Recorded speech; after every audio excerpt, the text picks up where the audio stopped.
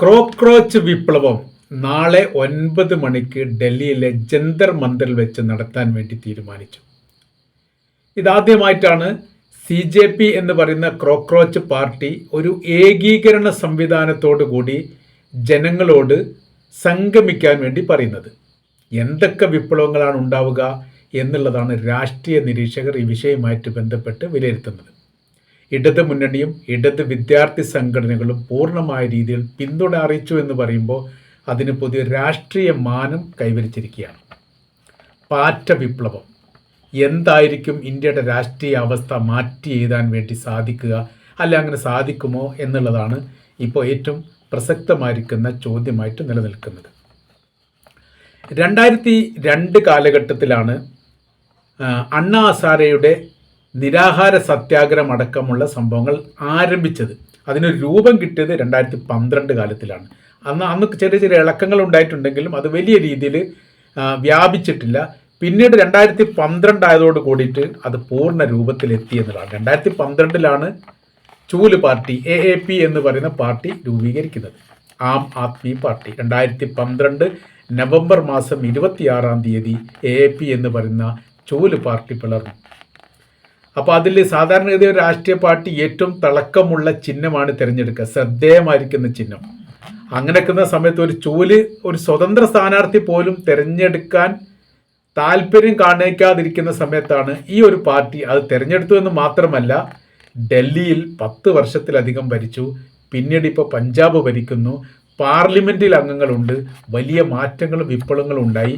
2012 കാലം എന്ന് പറയുന്ന സമയത്ത് UPAയുടെ 2ാം കാലഘട്ടമാണ്. 10ാമത്തെ വർഷത്തെ 6ാമത്തെ വർഷത്തിലേക്ക് പ്രവേശിച്ചതോടുകൂടി തന്നെ ഏറെക്കുറെ പ്രശ്നങ്ങൾ ഉണ്ടായിട്ടുണ്ട്. നവംബർ 26 റിപ്പബ്ലിക്കായ ദിവസമാണ് അവർ ഈ പാർട്ടി രൂപീകരിച്ചതായിരിക്കുന്ന ഔദ്യോഗിക പ്രഖ്യാപനം നടന്നത്. അണ്ണാ ഹസാരെ അഴിമതി വിരുദ്ധത്തിന് വേണ്ടി നിരാഹാര സത്യാഗ്രഹം ഇടുന്നു. ഗാന്ധിയൻ നിലപാടിനോടൊപ്പം അനുസരിച്ചിട്ടാണ് നിന്നത്. അഥവാ ഏറ്റവും സമാധാനവും ശാന്തവുമായിരിക്കുന്ന ഒരു അന്തരീക്ഷത്തിലൂടെ അദ്ദേഹം വളരെ കൃത്യവും വ്യക്തവുമായ രീതിയിൽ തൻ്റെ രാഷ്ട്രീയം പറയുകയും അത് പറയിപ്പിച്ചു കൊടുക്കുകയും ചെയ്തു എന്നുള്ളതാണ്.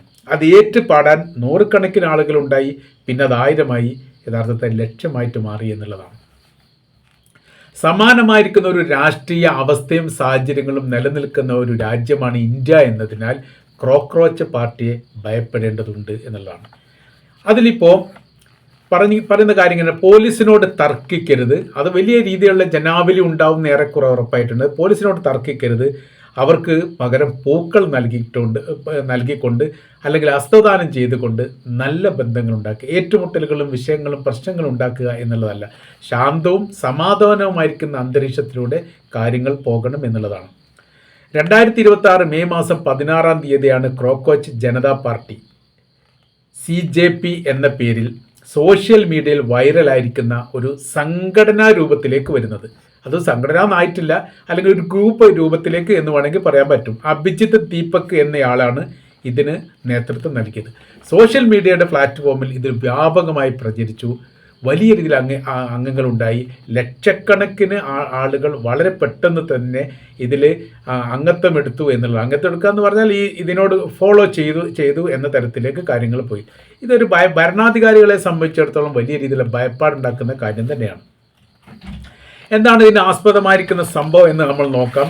സുപ്രീം കോടതി ജഡ്ജിയായിരുന്ന സൂര്യകാന്ത് മെയ് മാസത്തിൽ ഒരു വാദം നടത്തുന്നതിനിടയിൽ പറയപ്പെട്ട പ്രത്യേകമായിരിക്കുന്ന ഒരു പരാമർശമാണ്. അതായത് തൊഴിലില്ലാത്ത ചെറുപ്പക്കാരെ ക്രോക്രോച്ചിനെ പോലെ ഈ പാറ്റകളോട് ഉപമിച്ചുകൊണ്ട് അദ്ദേഹം സംസാരിച്ചു എന്നുള്ളതാണ്.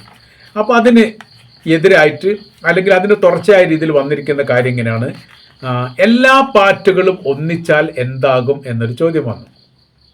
തൊഴിലില്ലായ്മയുമായിട്ട് ബന്ധപ്പെട്ട വിഷയം വരുന്ന സമയത്ത് ഈ വിഷയം ഉണ്ടാക്കുന്ന ആരാണ്? ഗവൺമെൻറ്റാണ് അതിന് പരിഹാരം ഉണ്ടാക്കേണ്ടത്. ഗവൺമെൻറ്റിന് പരിഹാരം ഉണ്ടാക്കാൻ പറ്റാത്ത ആ വിഷയത്തിൽ യുവാക്കന്മാരെ പാറ്റകളോടോ ക്രോക്രോച്ചിനോടോ ഉപമിക്കുക എന്ന് പറയുന്നത് അതും ഔദ്യോഗികമായിരിക്കും ഒരു സ്ഥാനത്തിരിക്കുന്ന ഒരാൾ ചെയ്യാൻ പാടില്ലാത്തതാണ് എന്നുള്ളതായിരുന്നു ഈ പാർട്ടിയുടെ അല്ലെങ്കിൽ അഭിജിത്ത് ദീപകിൻ്റെ വിമർശനാത്മകമായിരിക്കുന്ന സമീപനം. തൊഴിലവസരം കുറവാണ്, ഈ സർക്കാർ ഈ ജോലി പരീക്ഷ കഠിനമായിട്ട് വരുന്നു, അല്ലെങ്കിൽ അത് വൈകുന്നു. പിന്നീട് പരീക്ഷാ പേപ്പർ നിത്യേന ചോരുന്ന ഒരു സാഹചര്യങ്ങൾ ഉണ്ടാകുന്നു. എല്ലാം പഠിച്ച് ക്ലിയർ ആക്കിക്കൊണ്ട് പരീക്ഷയ്ക്കിരുന്ന് പരീക്ഷ എഴുതി പുറത്തിറങ്ങുന്ന സമയത്താണ് പരീക്ഷ ചോരുന്നതായിരിക്കുന്ന ഈ ചോദ്യപേപ്പർ ചോരുന്ന വിവരങ്ങൾ ഉണ്ടാകുന്നത്. അത് കേന്ദ്ര വിദ്യാഭ്യാസ മന്ത്രി 100% അതിന് ഉത്തരവാദിയാണ്. ഉത്തരവാദിത്തം ഏറ്റെടുത്തുകൊണ്ട് എന്തുകൊണ്ട് രാജിവെച്ചിട്ടില്ല എന്നാണ് ചോദിക്കുന്നത്. രാജിവെക്കാൻ ആവശ്യപ്പെടേണ്ട കാര്യമില്ലല്ലോ. ഇത്രയും വലിയ മാരകമായിരിക്കുന്ന ഒരു തെറ്റ് വരുന്ന സമയത്ത് അത് രാജിവെക്കുകയല്ലേ വേണ്ടത് എന്ന ചോദ്യം പ്രസക്തമാണ്. അപ്പോൾ ഇപ്പോഴത്തെ നിലവിലെ രാഷ്ട്രീയ സാഹചര്യം എന്ന് പറഞ്ഞാൽ ലക്ഷക്കണക്കിന് ചെറുപ്പക്കാർ വിദ്യാഭ്യാസം പൂർത്തിയാക്കിയിട്ട് തൊഴിലില്ലാത്ത ഒരു സാഹചര്യങ്ങൾ നമ്മുടെ രാജ്യത്തുണ്ട്. അതിനൊരു ബദൽ സംവിധാനം ഉണ്ടാക്കുന്നതിനെക്കുറിച്ച് അവർ ആലോചിക്കുന്നില്ല എന്ന് മാത്രമല്ല, അതിൻ്റെ ഭാഗത്ത് ഇങ്ങനെ കൂടി ഒരു പറയുന്നുണ്ട്,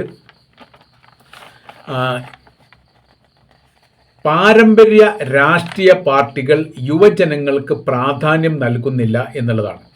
ഒരു തലമുറ വളർന്നു വരുന്ന സമയത്ത് അവർക്ക് ആവശ്യപരമായിരിക്കുന്ന സംവിധാനം, ജീവിതോപാധികൾ, തൊഴിലുമായിട്ട് ബന്ധപ്പെട്ടത്, ഉയർന്ന പ്രായമുള്ളവരാണെങ്കിൽ അവർക്ക് ഈ വീടുമായിട്ട് ബന്ധപ്പെട്ട ഈ കാര്യത്തെക്കുറിച്ച് ആലോചിക്കുകയും ചിന്തിക്കുകയും അതിനനുസരിച്ച് പ്രവർത്തിക്കുകയും ചെയ്യുന്ന ഒരു വിഭാഗത്തെയാണ് ഗവൺമെൻറ് എന്ന് പറയുക. യഥാർത്ഥത്തിൽ അങ്ങനെ നോക്കുന്ന സമയത്ത് ഈ കാര്യത്തിൽ പൂർണ്ണമായിരിക്കുന്ന പരാജയമാണ്.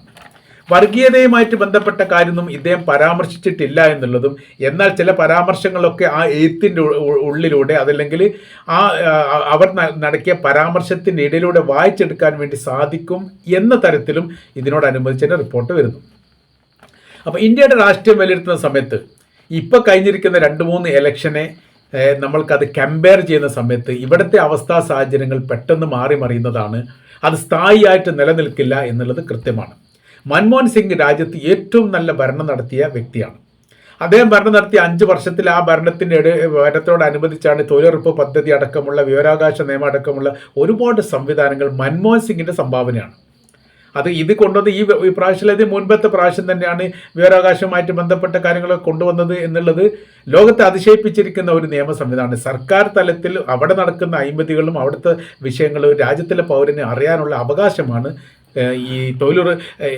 ഈ വിവരാവകാശം എന്ന് പറയുന്നത്. തൊഴിലുറപ്പ് എന്ന് പറഞ്ഞാൽ ഓരോരോ രാജ്യത്തെയും പഞ്ചായത്തുകൾ അല്ലെങ്കിൽ മുനിസിപ്പാലിറ്റി ആയിട്ട് ബന്ധപ്പെട്ട സംവിധാനങ്ങൾ നിർബന്ധമായി തൊഴിലില്ലാത്ത ചെറുപ്പക്കാർക്ക് അല്ലെങ്കിൽ സ്ത്രീകൾക്ക് തൊഴിൽ കൊടുക്കുക, അതിന് ഇടം കണ്ടെത്തുക, അതിന് ശമ്പളം ഗവൺമെൻറ് കൊടുക്കും, അതിന് സംവിധാന കാര്യങ്ങളൊക്കെ ക്രോഡീകരിക്കപ്പെട്ടു. അപ്പോൾ നാം പറയുന്നത് ഇത്രയും വിപ്ലവകരമായിരിക്കുന്ന മാറ്റങ്ങൾ ഉണ്ടായിട്ട് പോലും അവിടെ ആം ആദ്മി പാർട്ടിയെ പോലുള്ളൊരു സംവിധാനം വന്നപ്പോൾ ജനങ്ങൾ ഇതെല്ലാം മറന്നുകൊണ്ട് അങ്ങോട്ട് നീങ്ങി എന്ന് പറയുമ്പോൾ അത് സാധ്യമാണ് എന്ന് തെളിയിക്കപ്പെട്ടതാണ്.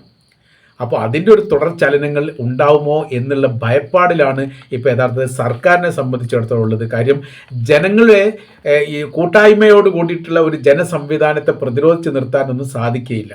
അവരുടെ കാര്യമായിരിക്കുന്ന കാര്യങ്ങൾ കേൾക്കുകയും അതിന് പരിഹാരം ഉണ്ടാക്കുകയും അത് നിർദ്ദേശിക്കുകയും അതുമായി ബന്ധപ്പെട്ട കാര്യങ്ങൾ നീക്കുകയും ചെയ്യുക എന്നുള്ള നിർബന്ധമായിരിക്കുന്ന കാര്യമാണ്. ഇത് ഉദാഹരണം പറഞ്ഞിങ്ങനെ തമിഴ്നാട്, ഇപ്പോൾ തമിഴ്നാട്ടിൽ നിയമസഭാ ഇലക്ഷൻ വന്നു. അപ്രതീക്ഷിതമായിരിക്കുന്ന ഒരു ഭരണമാറ്റമാണ് അവിടെ ഉണ്ടായത്. കേവലം ഒരു സിനിമാ നടൻ മാത്രമാണ് അവിടെ ഭരണത്തിലേക്ക് കയറിയത് എന്നൊരു പ്രത്യേകതയുണ്ട്. പാരമ്പര്യമായിരിക്കുന്ന രാഷ്ട്രീയ സംവിധാനങ്ങൾ അവിടെ കൂപ്പുകുത്തി. കഴിഞ്ഞ പ്രാവശ്യത്തെ മുഖ്യമന്ത്രി പോലും അവിടെ പരാജയപ്പെട്ടു എന്ന് പറയുമ്പോൾ നിസ്സാരമായിരിക്കുന്ന കാര്യമൊന്നുമല്ല. അപ്പോൾ അവരുടെ രാഷ്ട്രീയം എന്ന് പറഞ്ഞാൽ, സ്റ്റാലിൻ്റെ രാഷ്ട്രീയം എന്ന് പറഞ്ഞാൽ അത് ഈ കരുണാനിധി രാഷ്ട്രീയത്തിലൂടെ നീങ്ങുന്നതാണ്. എന്ന് വെച്ചാൽ 40, 50, 60 വയസ്സ് ഈ വയസ്സിൻ്റെ അല്ലെങ്കിൽ പ്രായത്തിൻ്റെ അല്ലെങ്കിൽ അത്രയും കാലഘട്ടം ഈ മേഖലയിൽ പ്രവർത്തിച്ച പരിചയ സമ്പത്തുള്ള ഭരണ സംവിധാനം പോലും മൂക്കുകുത്തി വീണു. ഇനി ബംഗാളിലേക്ക് നോക്കുന്ന സമയത്ത് മമതാ ബാനർജി ഏറ്റവും വലിയ രാഷ്ട്രീയ ഏകാധിപതിയെ പോലെ നിലനിന്നതാണ്. എല്ലാ സർവ്വ മേഖലയും കീഴടക്കിക്കൊണ്ടായിരുന്നു അവരുടെ പ്രവർത്തന രീതികളുണ്ടായത്. ഒരു തരത്തിലും പരാജയപ്പെടില്ല എന്ന് ഉറപ്പിച്ചതാണ് പല എക്സിറ്റ് പോളും. അതാണ് ഈ നിർദ്ദേശം നൽകിയതും അല്ലെങ്കിൽ പഠനാർഹമായിരിക്കുന്ന റിപ്പോർട്ടിൻ്റെ അടിസ്ഥാനത്തിൽ പറയപ്പെട്ടതും. എന്നാൽ ആ ബംഗാളിലെ മുഖ്യമന്ത്രിയായിരിക്കുന്ന മമതാ ബാനർജി വരെ തോറ്റുപോയെന്ന് മാത്രമല്ല, ഇപ്പോൾ അവിടുത്തെ രാഷ്ട്രീയം പാർട്ടി തന്നെ പിളർന്നിടത്തേക്കാണ്. മമതാ ബാനർജി ഉണ്ടാക്കിയിരിക്കുന്ന പാർട്ടിയിൽ നിന്ന് മമതാ ബാനർജി തന്നെ പുറത്താകുന്നിടത്തേക്ക് കാര്യങ്ങൾ എത്തുമെന്ന് പറഞ്ഞാൽ നിസ്സാരമായിരിക്കുന്ന കാര്യമല്ല. ഇനി നമ്മൾ കേരളത്തിലേക്ക് വന്നാൽ, കേരളത്തിൽ എന്താണെങ്കിലും 3ാം തവണ പിണറായി വിജയൻ ജയിക്കുമെന്നുള്ള ഏറെക്കുറെ ഉറപ്പായതാണ്. പക്ഷേ വലിയ രീതിയിലുള്ള മാറ്റങ്ങളാണ് വന്നത്. 100 ചില്ലാൻ സീറ്റ് കിട്ടുമെന്ന് UDF പോലും കരുതിയതല്ല. മാത്രമല്ല കഷ്ടിച്ചാണ് മുഖ്യമന്ത്രി പിണറായി വിജയൻ ജയിച്ചത്. തോറ്റു എന്ന് ആറ് റൗണ്ട് എണ്ണിയ സമയത്തും പിണറായി വിജയൻ പുറകിലാണ്. പിന്നീടാണ് ഈ അല്പായുസ് കൊണ്ട് രക്ഷപ്പെട്ടു എന്ന് പറയുന്ന രീതിയിൽ. അപ്പം നമ്മൾ പറയുന്ന കാര്യം സംസ്ഥാനാടിസ്ഥാനത്തിലുള്ള രാഷ്ട്രീയവും ഇന്ത്യയുടെ വ്യത്യസ്ത സാഹചര്യത്തിലുള്ള രാഷ്ട്രീയവും തമ്മിൽ കൃത്യമായ രീതിയിൽ നമ്മൾ ചർച്ച ചെയ്യുന്ന സമയത്ത് അതേക്കുറിച്ച് പഠിക്കുന്ന സമയത്ത് പെട്ടെന്ന് വലിയ മാറ്റങ്ങൾ ഉണ്ടാവാൻ സാധ്യതകളുള്ള ഒരു രാഷ്ട്രീയ സംവിധാനമാണ് ഇന്ത്യയിലുള്ളത്. അതുകൊണ്ട് തന്നെ ഈ ക്രോക്കോച്ച് പാർട്ടിയെ ഭയപ്പെടേണ്ടതാണ്. അവരെന്ത് പ്രഖ്യാപനമാണ് നാളത്തെ ദിവസം 9 മണിക്ക് ജന്തർ മന്ദറിൽ നടത്തുക എന്നുള്ളതാണ് ഇന്ത്യയുടെ രാഷ്ട്രീയം അത്ഭുതത്തോടു കൂടി നോക്കി നിൽക്കുന്നത് എന്ന് ചുരുക്കം.